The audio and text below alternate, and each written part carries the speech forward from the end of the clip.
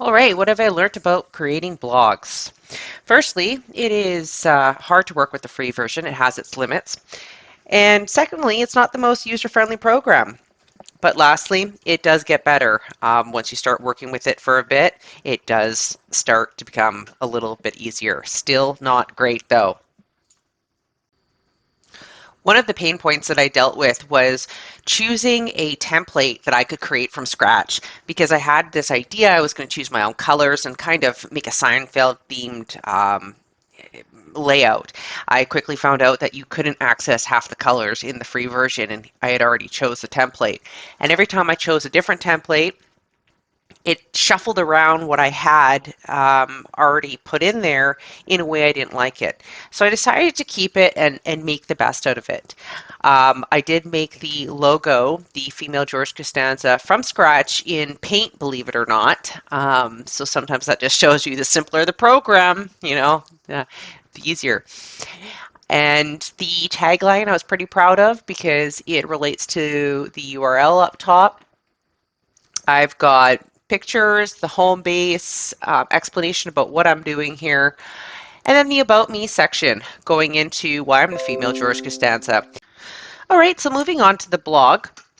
One of the pain points that I found with this template was that post page always are meant to emulate your template that you chose. So because I chose a white paper template, my post page is now always going to be white paper.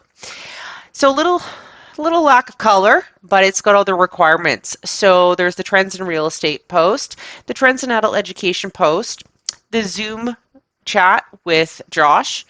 I'm pretty sure he dropped out. I haven't been able to find him, but great conversation when we talked. Now there's trends in retail rent. I decided to search that because, of course, I am specifically in retail, and I was curious if what we were doing at our site was what other sites were doing. Like, was it the norm? And there's a couple articles to back up what I'm talking about in there. Adult education contributors.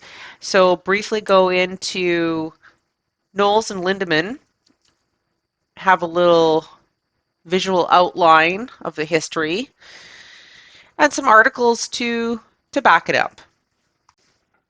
Last but not least, I have the PIDP courses, which I've nicknamed the PIDP Chronicles as a take after the Seinfeld Chronicles, and I've linked all the PIDP courses I've taken and have my takeaway of them with all the assignments linked. So up first, we have PIDP 3330. Here's what I felt the course was about and my takeaway. All of the assignments that I had to complete are linked here. And in the bottom right corner is my favorite takeaway, which is a quote or a tidbit or something that really stuck out in my head. Next is PIDP 3320. Again, synopsis of my experience in the course, a favorite takeaway, and then my synchronous and asynchronous and all my YouTube assignments linked there. All in all, looking at the rubric, I would give myself a 3.5 between a level 3 and 4. I have got the Creative Commons license right here. I've got all the required posts. They're regular, the contributions, and there's more than what is required. The blog does have a professional look and feel, I mean, except from some of the color schemes, but the layout is there. So, which of the fellow students' blogs did I like and why? Rakesh was one of the first ones I looked at, and I saw these things that you click on that lead you somewhere else, and that's actually who taught me about buttons.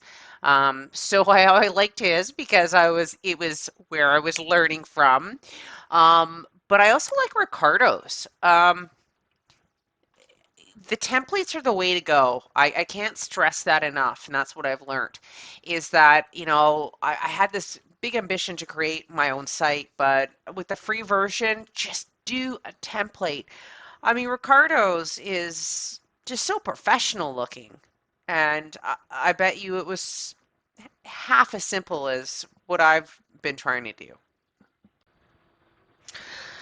All right, Glenn, I hope I covered all the self-assessment questions, and sorry for taking up 5 minutes of your time. Thank you.